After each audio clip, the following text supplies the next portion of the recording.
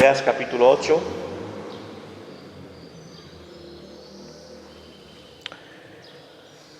Vamos a leer el texto. Dice la palabra del Señor. Haz sonar la trompeta, pues un águila viene sobre la casa del Señor, porque han transgredido mi pacto y se rebelaron contra mi ley. A mí clamará Israel: Dios mío, te hemos conocido. Israel desechó el bien, el enemigo lo perseguirá. Ellos establecieron reyes, pero no escogidos por mí. Constituyeron príncipes, mas yo no lo supe. Con su plata y con su oro se fabricaron ídolos para ser ellos mismos destruidos. Tu becerro, Samaria, te hizo alejarte. Se encendió mi enojo contra ellos. ¿Cómo alcanzaréis la purificación? Porque ese becerro es de Israel, un artífice lo hizo, no es Dios, por lo que será deshecho en pedazos el becerro de Samaria. Como sembraron vientos, segarán tempestades. No tendrán mies, ni su espiga dará harina, y si la da, los extranjeros la comerán. Devorado será Israel. Pronto será entre las naciones como vasija que no se estima, pues ellos subieron a Asiria como un solitario asno salvaje. Efraín se ha comprado amantes, aunque se compre amantes entre las naciones, ahora lo reuniré y serán afligidos durante algún tiempo bajo la carga del rey y de los príncipes. Porque multiplicó Efraín los altares para pecar, tuvo altares solo para pecar. Le escribí las grandezas de mi ley y fueron tendidas por cosa extraña. En los sacrificios de mis ofrendas sacrificaron carnes y comieron, el Señor no los quiso aceptar. Ahora se acordará él de su iniquidad, castigará su pecado y tendrán que volver a Egipto. Olvidó pues Israel a su hacedor y edificó templos. Judá multiplicó sus ciudades fortificadas, mas yo mandaré a sus ciudades fuego que consumirá sus palacios. Oremos.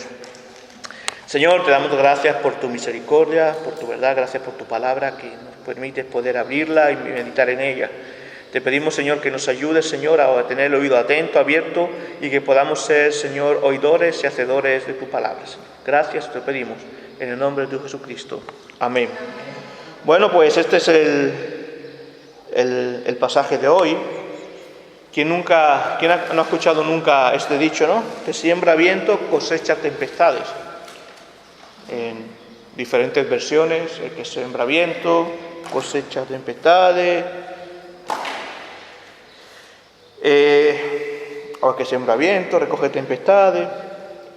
Pues mira, es un dicho bíblico. Muchos de los dichos populares que tenemos tienen un fin bíblico. Incluso hace unos años, cuando yo me convertí, cuando yo comencé a dar mis primeros pasos en la iglesia evangélica, con uno de los ancianos de la iglesia decíamos esto, que teníamos que hacer algún día un libro sobre dichos populares y su relación con versículos bíblicos y verdades bíblicas, porque la verdad que es muy interesante que muchas cosas que se dicen hoy en día son realmente versículos bíblicos hechos de parte del refranero popular.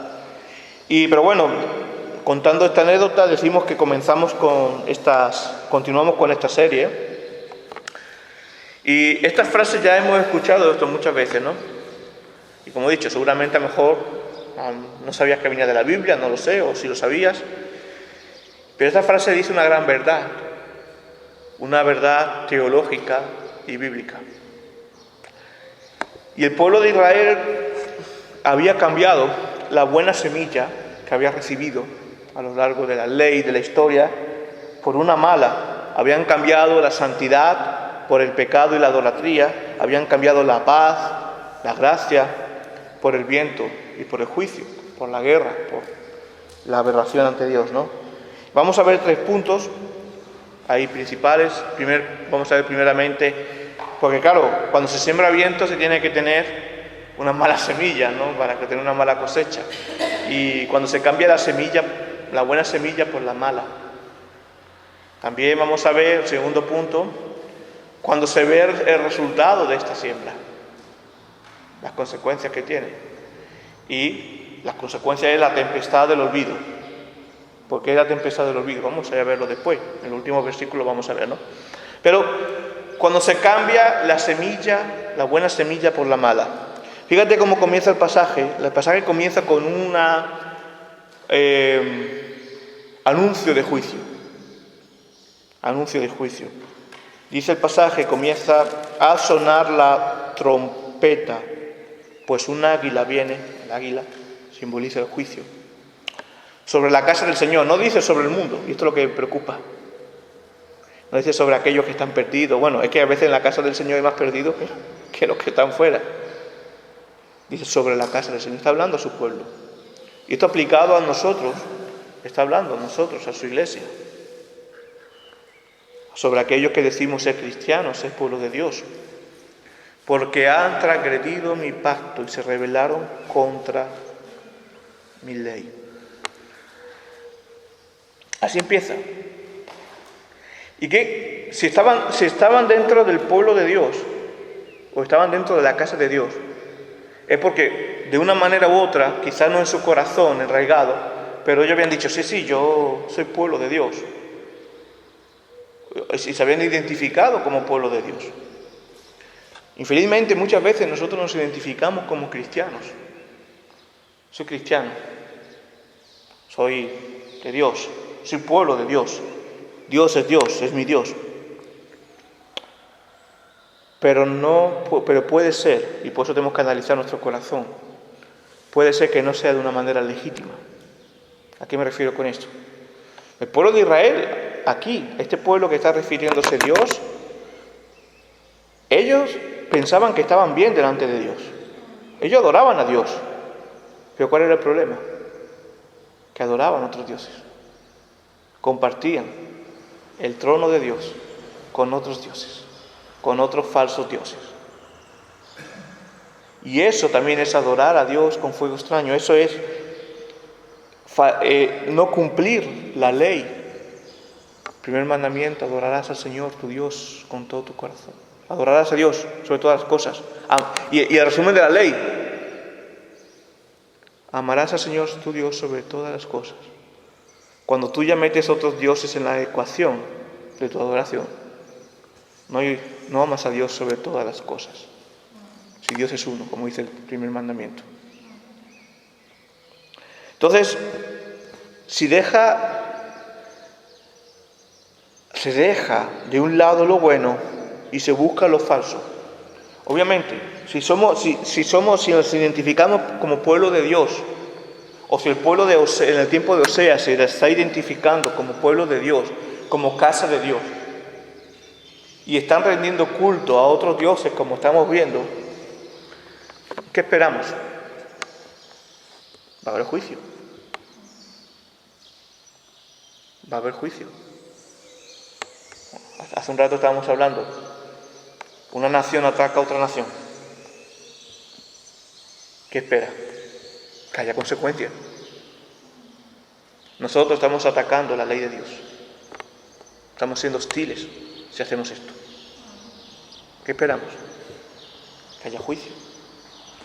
Y los tiempos que estaban viviendo Israel, aquí Dios, no me quiero adelantar mucho, pero Dios está profetizando un juicio que iba a venir. Babilonia,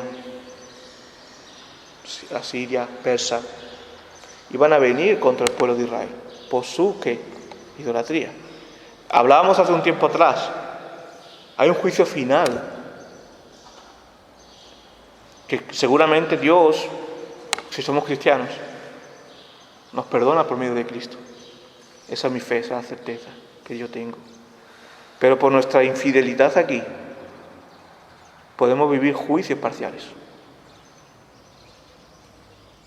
Juicios como que el pueblo de Israel aquí en Oseas capítulo 8 va a ser conquistado, va a ser aplastado. El pueblo de Israel, después de que Cristo murió y resucitó, fue destruida Jerusalén con el templo. Son juicios, que son tipos del juicio final que tendrá la humanidad. Entonces, ¿pero por qué suceden estas cosas? ¿Por qué? Porque dejamos a un lado lo bueno, nos olvidamos de Dios. Por eso terminaremos hablando de la tempestad del olvido. Cuando se siembra viento es porque ya se eligió no tomar la buena semilla. Cuando nosotros compartimos la adoración del Dios verdadero con otro, es porque hemos elegido que Dios no es suficiente para nosotros. Es porque hemos dicho, porque no tenemos la fe suficiente en Dios. Porque Dios no es rey y hemos puesto otro rey junto con Dios. No, quizás sí, Dios está a la par, pero es que Dios no tiene que estar a la par de otros ídolos. Por eso son ídolos. Dios está en su trono por encima de todo y nosotros a sus pies.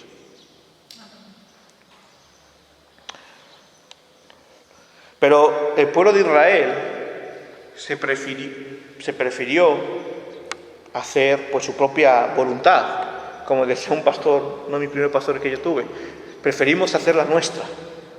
Y cuando hacemos la nuestra, nos equivocamos. Crearnos falsos dioses y sembrar adoración a ellos. La adoración, Dios no necesita nada de nosotros. Pero Dios nos ha salvado. Y nosotros la adoramos. Y la adoración hay que verla como una siembra. Si sembramos adorando a Dios verdadero, va a haber nosotros frutos que glorifiquen a Dios. Y todo va a Dios. Si nosotros, con las cosas que Dios nos da, los recursos para que le adoremos a Él, adoramos falsos dioses, estamos sembrando vientos que traerán malos frutos podridos a nuestra vida, obras de la carne. Porque cuando no se adora a Dios, se adoran a falsos dioses. Pues el ser humano siempre está adorando algo. No, el ateo adora, porque hemos sido creados para adorar. Aquel que él dice que no tiene fe en nada, adora algo. Estamos adorando continuamente. Entonces, si nosotros no llenamos nuestra adoración, por muy cristiano que digamos ser, a Dios, si nuestra plena adoración no va dirigida hacia Él, algo llenará ese vacío. Pero no porque Dios haga ese vacío, sino porque nosotros mismos hacemos ese vacío. Apartamos a Dios del lugar que Él corresponde para poner a otras cosas. Se busca lo falso cuando no se camina en lo pos de lo verdadero. Cuando tú no caminas en lo verdadero, ¿qué haces? Caminas en lo falso. No hay grises aquí. Lo gris es negro. Es blanco lo que hay que ir. Y esto trae juicio. Si Dios nos ha escogido para salvación, obviamente Dios trabajará en nosotros, pero para trabajar en nosotros muchas veces son necesarios juicios parciales. Lo que le pasó, por ejemplo, a Jonás. Vivió un juicio. Un juicio es una crisis. La crisis en griego es el juicio. Y a veces vivimos crisis y nos echamos la culpa a Dios. ¡Ay, Señor! No. ¿A quién hemos adorado? Por eso es importante a quién adoramos. ¿En dónde está nuestra adoración? La adoración es orar, sí. Pero la adoración también es tomar decisiones que glorifiquen a Dios. Es ponerlo primero a Él. El miércoles que viene hay un partido muy importante de fútbol, como yo futbolista madridista que soy. ¿Qué elijo? ¿El fútbol? ¿Ver el partido? ¿O reunirme con mis hermanos a orar? Eso es adorar. Eso es adorar. Ya sabéis, si no me presento al culto de oración es porque he sucumbido a la idolatría. Pero eso es adorar. Poner primero a Dios. Eso también es adorar. Adorar no solamente es irte a un culto, a un lugar, que también es adorar. Adorar es poner por encima de tus deseos carnales a Dios. Y cuando no lo hacemos, estamos adorando falsos dioses. Y quizá ese Dios, ese ídolo, seamos nosotros mismos. nuestra comodidad, arrogancia. Por eso decimos que el fruto del Espíritu es lo contrario a la arrogancia, a la humildad. Y dice, no busquéis vanagloriaros, ni busquéis envidias, ni tengáis envidia, porque eso nace de un corazón idólatra, egocentrista. Y muchas veces la iglesia está llena de esto. A ver, y se busca lo falso, pero Dios dice en su palabra, sonar la trompeta, como he dicho antes. Esto es símbolo de juicio. Yo ayer, claro, era imposible no hacer relación, intento no ser tremendista, ni aplicar, hacer amarillista, ni escatológico en más aspectos, ni espiritualizar todo. Pero ayer cuando vi esas lucecitas volando por Jerusalén, me venía este pasaje a la cabeza. Sonar la trompeta. Y esos pueden ser juicios parciales. El pueblo de Israel que vive allí se ha olvidado de Dios porque no adora por medio de Cristo.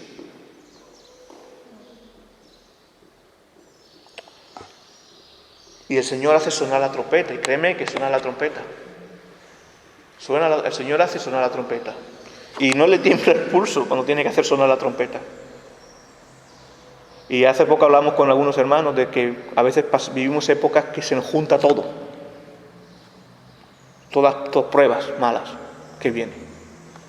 Y el Señor trabaja con nosotros en esto. Son juicios, son crisis, son momentos que el Señor hace sonar la trompeta. Hermano, pero evitemos que el Señor haga sonar la trompeta. Porque eso va a ser duro para nosotros. Sí, después habrá una gloria. Pero si podemos evitar, a Jonás le hicieron sonar la trompeta cuando vino la tempestad, le tiraron al mar y le tragó el pez gigante. No hagamos pasar que Dios haga sonar esa trompeta en nuestra vida, siendo adoradores en espíritu y en verdad, obedientes. Cuando se siembra viento, cuando se elige la mala semilla por la buena, cuando se cambia, se tiene una perspectiva errónea también. Fíjate lo que dice. ¿Qué decía el pueblo de Israel? Pues claro, el pueblo de Israel tenía una perspectiva que ellos pensaban que ellos eran justos, que ellos eran buenos, que ellos eran el pueblo de Dios, que se podían permitir cualquier cosa. Bueno, como tenemos un Dios que es bueno, todo lo perdona, yo puedo hacer lo que quiera. Porque fíjate lo que dice el versículo 2. A mí clamará Israel, Dios mío, te hemos conocido. Israel desechó el bien, el enemigo los perseguirá. Esto es una condena a la mentira. Cuando esto me hace recordar el pasaje cuando dice, Señor, si yo te conozco, yo puse demonios en tu nombre, hice tal, prediqué tu evangelio, no te conozco. Porque Dios no conoce tanto por lo que nosotros la visión, permitidme, no quiero decir una herejía, pero la visión de Dios, pensamos que Dios solamente nos va a juzgar por aquello que hacemos de fuera, o sea, exteriormente. A veces pensamos que el sentido de juicio de Dios es un juez de un tribunal humano, civil. Pero es Dios el que sopesa nuestros corazones.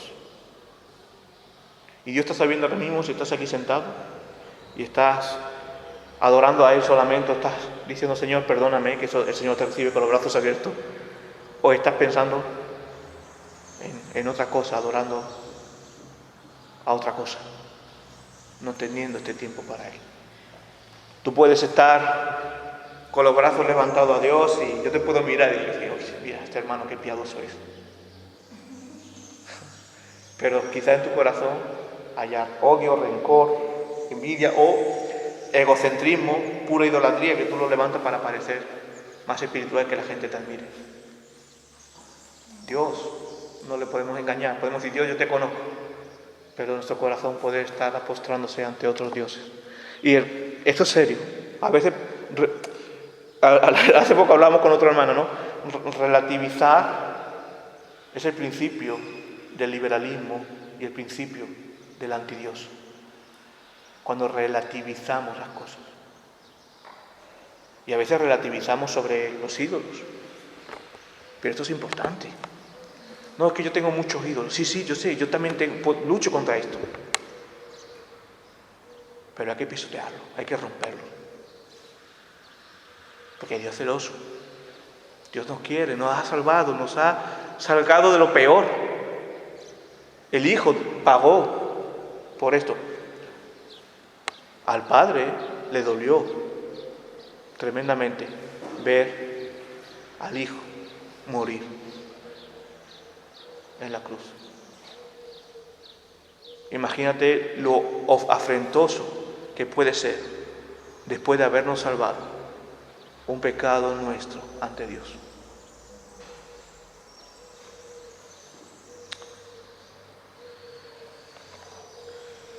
Y cuando se siembra viento es porque ya se ha tomado esta decisión. Nos creamos falsos ídolos, se busca lo falso. Dios hace sonar la trompeta con esto. Y se tiene una perspectiva errónea, como hemos dicho, debes hacer una parada en el camino. Y es un buen momento también ahora para parar en el camino. Y debemos meditar estas cosas. Como Oseas decía el pueblo de Israel. Ellos pensaban que conocían a Dios, pero su corazón estaba lejos. Y lo vuelvo a decir, vuelvo a repetir, podemos tener una mala perspectiva, errónea perspectiva de quién somos nosotros delante de Dios. Podemos vernos de diferente manera a como Dios nos ve. Podemos decir, yo amo al Señor, yo conozco la palabra. El demonio conoce la palabra también. Nos acordamos las tentaciones cuando el demonio tentó a Jesús, usó la palabra. Podemos decir, yo soy pueblo de Dios, yo soy cristiana desde hace muchos años. Pero deberías preguntarte, ¿es verdad esto? ¿Qué hay en tu corazón? ¿Qué hay en nuestro corazón? ¿De qué está lleno nuestro corazón? Por los frutos seréis conocidos. Una persona que dice amar al Señor, pero no ama al prójimo, tiene ídolos. El yo. Dejando en un lugar secundario a Dios en su vida. Y créeme, está muy cerca de parecerse más a Israel de Oseas que a Jesucristo, a que nos tenemos que parecer, salvando la distancia, obviamente. Y perdona si este es tu caso, pero estás lejos del Señor y debo decírtelo. Y con esto sucede lo siguiente: al tener una falsa perspectiva, una falsa seguridad, ¿sabes qué sucede? Que se toman malas decisiones. Y ahí comienza la tempestad. ¿Ven que hasta ahora sembramos? Estábamos teniendo una falsa perspectiva, una falsa seguridad, y se toman malas decisiones. Se toman decisiones nefastas. Los versículos 4 al 6, dice la palabra, ellos establecieron reyes, pero ¿qué hicieron? Establecieron reyes no escogidos por mí. Otra cosa que Dios, ahí entra el misterio de la soberanía y la providencia de Dios y la permisión. Dios permite cosas. No, Dios a veces deja las cosas por alto. Él sabe lo que va a pasar. Pero lo permite, porque son juicios para nosotros. ¿Y qué hizo Israel? Escogidos falsos, escogen reyes, pero no escogidos por mí. Constituyeron príncipes, mas yo no lo supe. Con su plata y con su oro fabricaron ídolos, pero para ser ellos mismos destruidos. ¿Cuál fue la consecuencia de las malas decisiones de los reyes, de los príncipes? Malos políticos, malos gobernantes. Destrucción de Israel, conquista de Israel.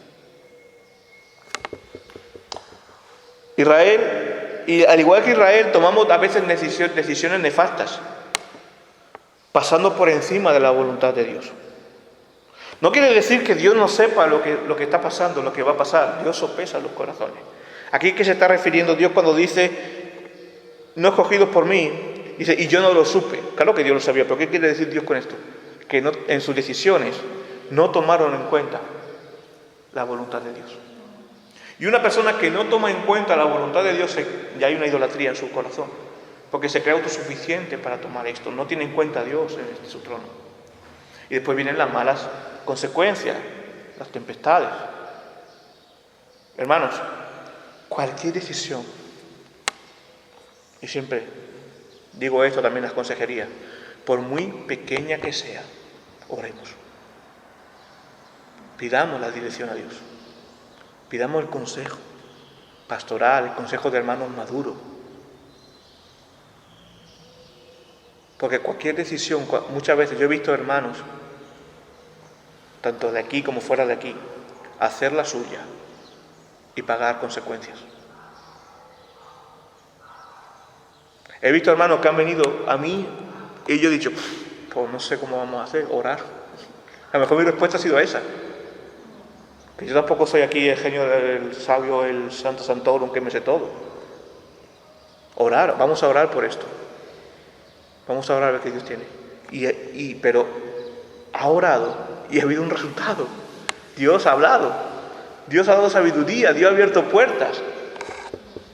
Pero cuando tomamos decisiones que olvidamos a Dios en su trono y nosotros a sus pies, metemos la pata y vienen las consecuencias. Y después encima, ¿sabe qué sucede? Que echamos la culpa a Dios. Pero así somos. Mira, dice, establecieron reyes no conforme a la voluntad de Dios. Pero fíjate algo más, y esto a mí me tocaba el corazón bastante. Con su plata y con su oro se fabricaron ídolos.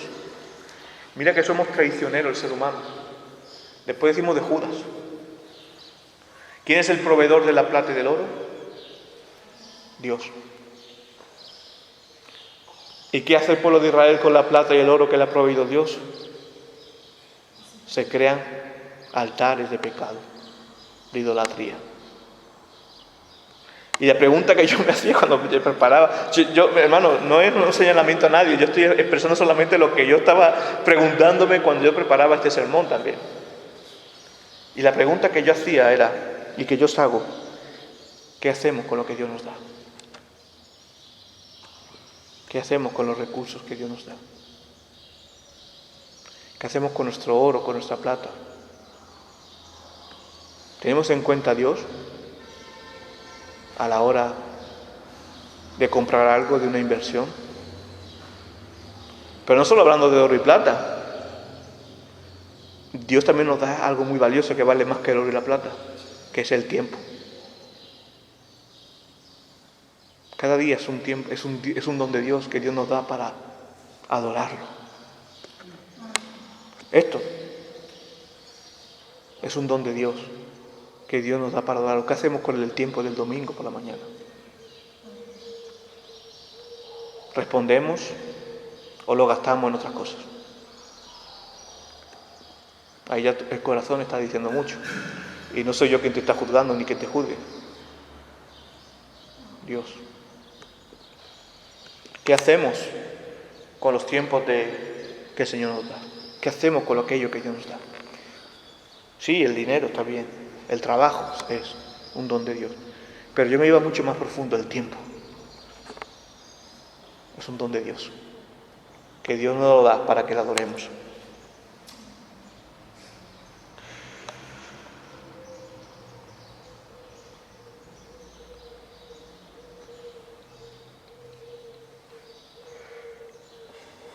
Entonces, hermanos, puede ser que no estés muy lejos de estos nefastos israelitas, o que no estemos muy lejos.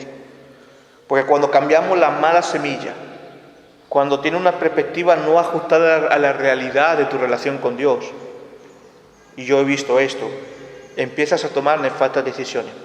Empiezas a construirte no un mundo como Dios quiere, sino un mundo a tu medida, no bajo la voluntad de Dios. Piensas que esto es lo que Dios quiere, pero no es lo que Dios quiere, es lo que tú quieres. Y trata de espiritualizar como hace el pueblo de Israel para justificarte. Y no es lo que Dios quiere. Empiezas a girar alrededor de otros ídolos y empiezas a tener a Dios en un segundo plano, pensando que esto está bien, que Dios está en tu vida y que eso es suficiente. Con que yo con que me acuerde de Dios de vez en cuando es suficiente. Esto es suficiente. Pero a Dios no le agrada compartir la adoración con ningún otro ídolo, falso Dios. Lo hemos dicho, no te Éxodo 34:14, por eso dice Dios, se han olvidado de mi ley, han transgredido mi ley. No te inclinarás ante ningún otro Dios, yo el Señor, que llevo por nombre celoso. Soy un Dios celoso. A veces la palabra que Dios es de un Dios celoso suena duro, pero es que lo dice Él mismo, no lo he dicho yo.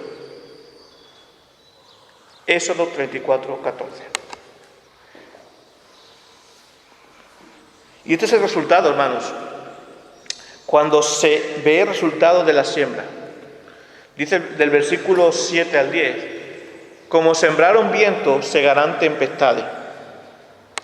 No tendrán mies, ni su espiga dará harina, y si la da, los extranjeros lo comerán, o sea que no va a ser para ellos. Devorado será Israel, pronto será entre las naciones como vasija que no se estima, pues ellos subieron a Asiria como un solitario asno salvaje. Efraín se ha comprado amantes, aunque se compra amantes entre las naciones, ahora los reuniré, y serán afligidos durante algún tiempo bajo la carga de Israel, del rey y de los príncipes. Esto de que se ha comprado amantes, que ha subido a Siria como un asno, está hablando precisamente de la mezcla, cuando la iglesia se diluye en el mundo. Cuando nosotros decimos, somos cristianos, pero nos dejamos llevar por las corrientes de este mundo y olvidamos, relativizamos a Dios y la ley de Dios. Y esto, hermano, se cosecha lo que se siembra. Eso es la matemática. Si hubiera aquí los que trabajan en el campo, todos lo saben muy bien, lo del campo. Estuvieron aquí nuestros hermanos, me estaba acordando mucho de nuestros hermanos rumanos. No, o sea, tú plantas un olmo y no vas a esperar que te dé manzana. ¿No? O sea, no les pida al olmo manzana, que te dé manzana. Por lo tanto, la consecuencia de lo que vivimos mayormente, son consecuencias de nuestras malas decisiones. Y si nos gusta echar la culpa a Dios por esto, estamos amargados, fríos, no queremos ir a la iglesia, no queremos saber nada con cristianos, huimos del pastor, del consejo de hermanos. Es que hace tiempo, y decimos, es que hace tiempo que no siento a Dios. No eche la culpa a Dios por esto. Es tu responsabilidad. Porque no has buscado a Dios, porque no has orado, porque no lo has tenido presente, porque no está reinando en tu corazón, porque no es el primero y tú te has alejado de Él. Hermanos, tenemos una responsabilidad en esto. La salvación es del Señor. Pero por eso Dios está hablando aquí a supuestamente personas que están dentro de la iglesia. Yo entiendo que la gente del mundo, yo no voy a ir detrás de mi vecino porque no venga a la iglesia. Vale, pues yo nunca he dicho que soy cristiano. Pero si decimos ser cristiano y nos comportamos como el mundo, hay algo que falla. Entonces hay que confrontar. ¿Amas al Señor? Sí, pues. Que no deja de sembrar vientos. Siembra adoración verdadera.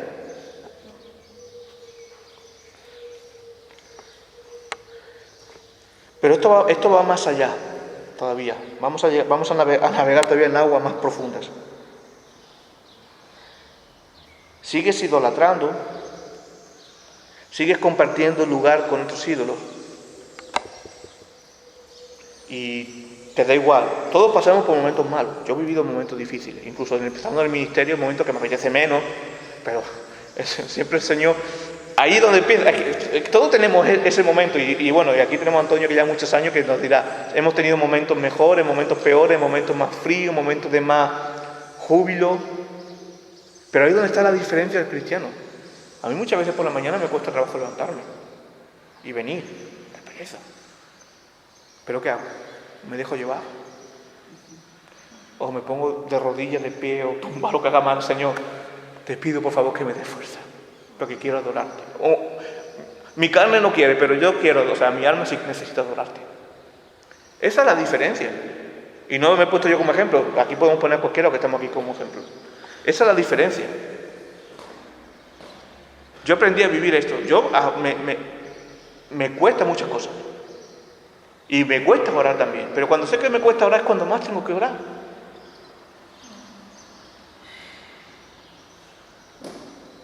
Esa es la diferencia. Aquel que ha elegido, ay, es que es muy duro ser cristiano, no tiene menos lucha que el que está firme.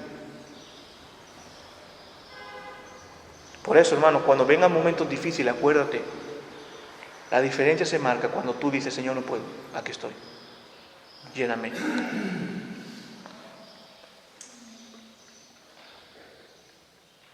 Y la cosa es esta, ¿no? Si sigues idolatrando, si sigues compartiendo el lugar de Dios con otros ídolos,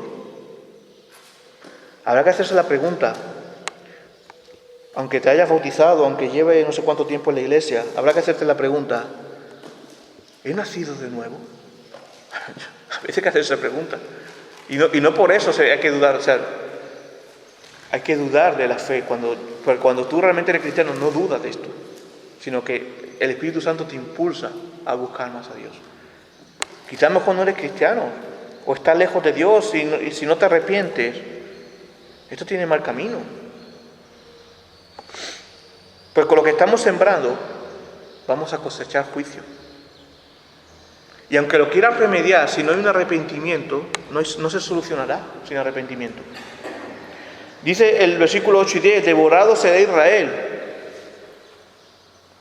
Pronto será entre las naciones como vasija que no se estima. Bueno, ya lo hemos leído esto. Esto no se soluciona con fuerza. Si lo solucionamos, que lo queremos solucionar con nuestra fuerza, ¿sabe lo que nos llama Dios? Burro. No digo, asno salvaje. ¿Un asno salvaje qué es? Un burro. Estamos actuando con burricie. Esto es lo que pasaría al pueblo de Dios, de Israel, en este tiempo, si no hay arrepentimiento. Pero vemos la misericordia de Dios también, porque tiene un plan con Dios, con el pueblo de Israel, a pesar de esto. Hay un remanente, como hemos dicho. Y a pesar del pecado, Dios pone misericordia. Esa misericordia se da a Cristo. ¿No fijáis en la parte final del versículo 10? Está hablando al pueblo de Israel. Obviamente, para aquellos que sigan los caminos perversos habrá un juicio final. Pero está hablando en general. ¿Y qué dice? Serán afligidos durante algún tiempo. Y a mí esto por un lado me llenaba de esperanza.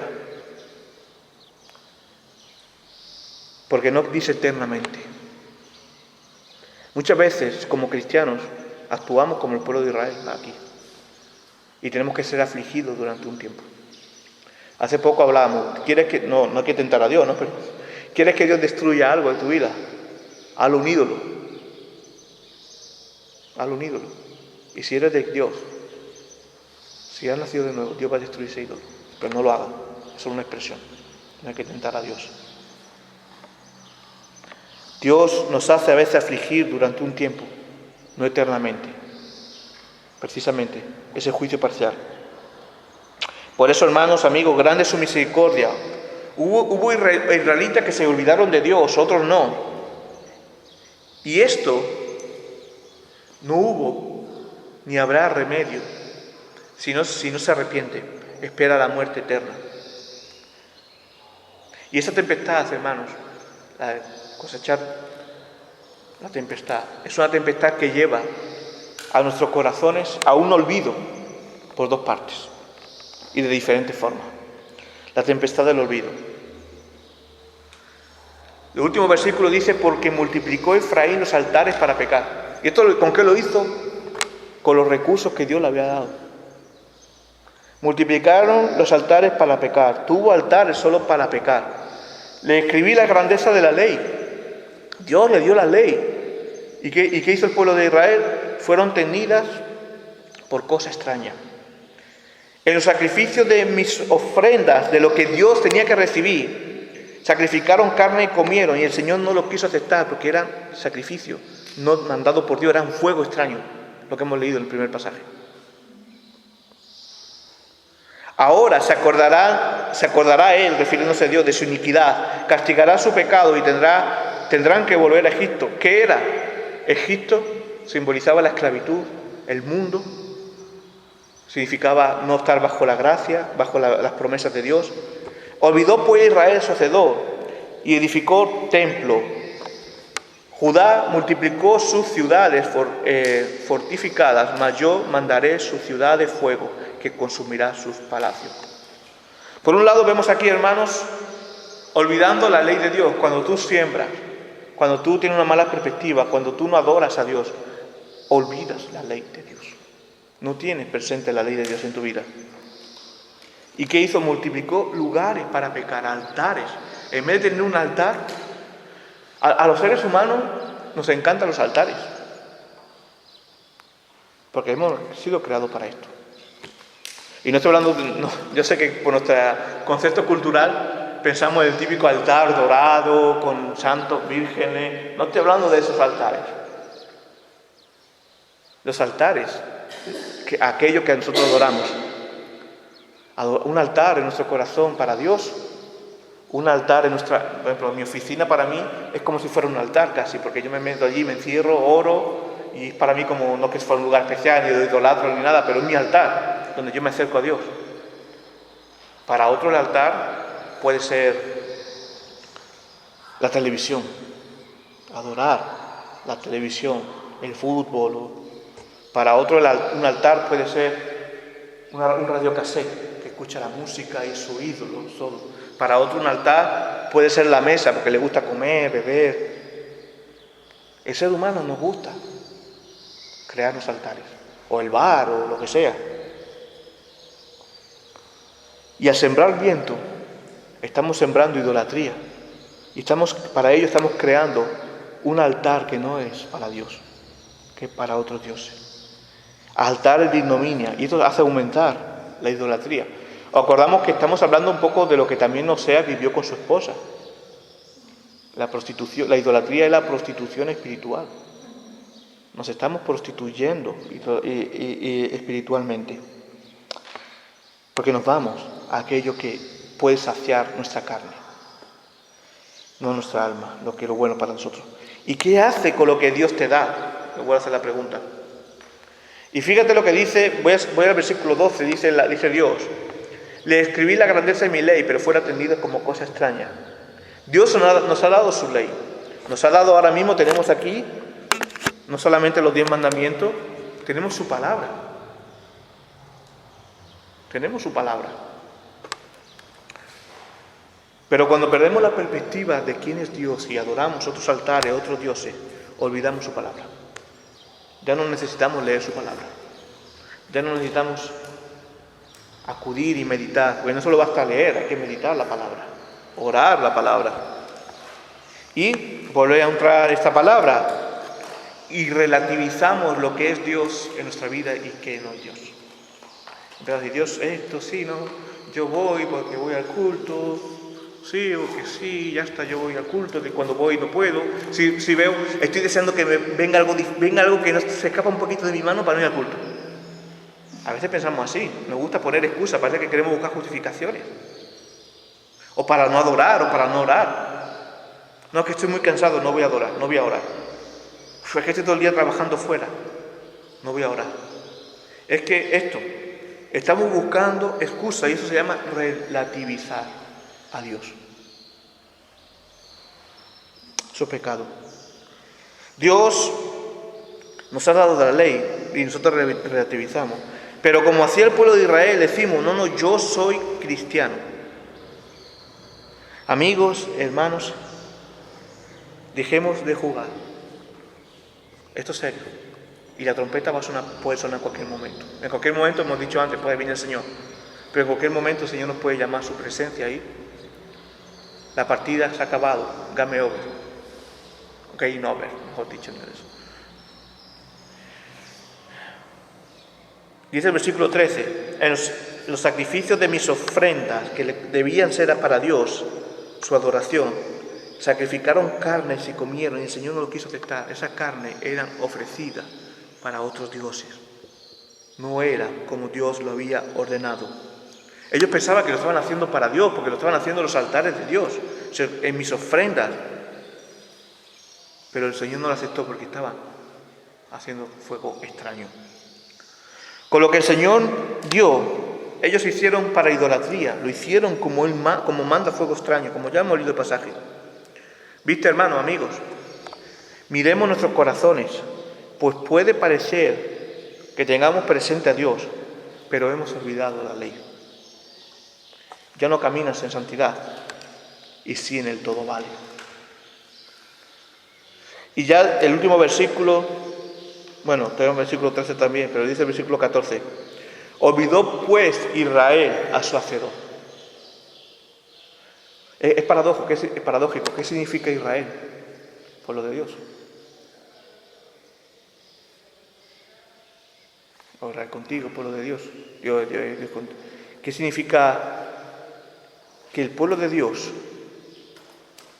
su hacedor, su Dios, el mismo pueblo que se hacía llamar pueblo de Dios, se había olvidado de Dios? Pues hablaba de que siembra vientos se acaba olvidando de Dios, la tempestad del olvido.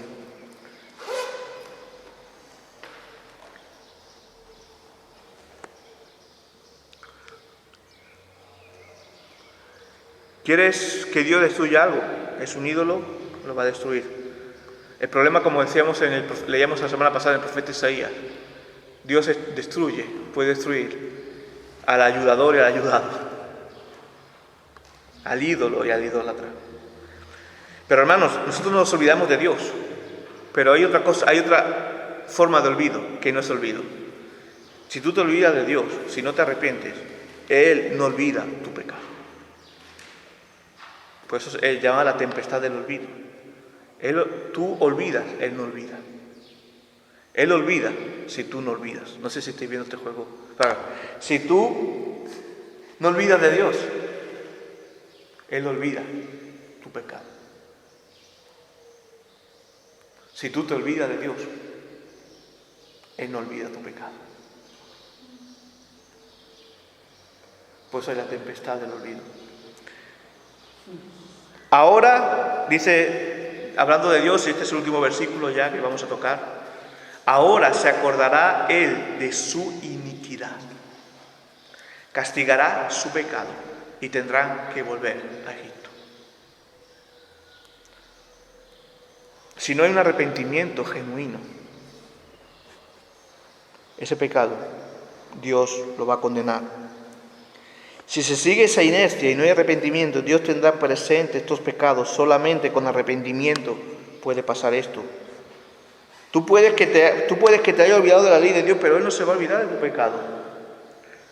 Y lo que te puedo decir, hermano, es que, amigo, si estás envuelto en esta tempestad del olvido, sal de la tempestad y vuelve al Señor. Hermano, amigo, hoy tienes una buena oportunidad para ser claro contigo mismo. Si las cosas no están caminando bien, pedir perdón a Dios y decirle al Señor que te permita romper esos altares que te has creado, para que así pueda reinar solo Él y que Él lo llene todo. Aún puedes deshacerte de la mala semilla del viento, de la idolatría, para abrazar la semilla de su gracia, para que no coseches viento, que es juicio de Dios, ira de Dios, muerte eterna, sino que coseches paz, amor, gracia, salvación, vida eterna. Mira a Cristo y mira esa gracia de Dios. Él tuvo que pasar por la tempestad para que tú tuvieras paz. Mira la gracia de Dios por Cristo. Si estás viviendo un momento complicado, no es culpa de Dios que estés así, pues Él nos ha mostrado su gracia por su Hijo y su amor. No es culpa de Dios que estés dejando de orar, no es culpa de Dios que te estés enfriando, no es culpa de Dios que no dejes de congregarte. Es tu culpa a no darle al Dios el lugar que corresponde. No es culpa de Dios si te enfrentas con duras cosas en esta vida. No es culpa de Dios tu descontentamiento. No es culpa de Dios que si no cambia esto, si no te arrepientes genuinamente, te encontrarás con la muerte eterna. Mira tu corazón, analiza tu corazón y arrepéntete. Dios está aquí, presente, esperándote con los brazos abiertos, para darte el martillo para que destruyas esos altares de tu corazón. Hemos visto el pueblo de Dios, el pueblo de Israel, sembraba la mala semilla, que a su vez estos serán malas consecuencias. Por eso, hermanos, amigos, miremos al Señor, pidémosle que nos ayude a vivir en el Espíritu, que podamos dar buen fruto con la semilla de su palabra. Esa semilla es la que tenemos que sembrar en nuestros corazones y en el mundo. Hermanos, amigos, tenemos mucho que reflexionar, en qué pensar. Hoy voy a terminar así. Tenemos mucho que reflexionar, que pensar. Hazlo, que estamos hablando de cosas que son muy importantes, de cosas eternas, porque un día la trompeta va a sonar. Que Dios bendiga su palabra.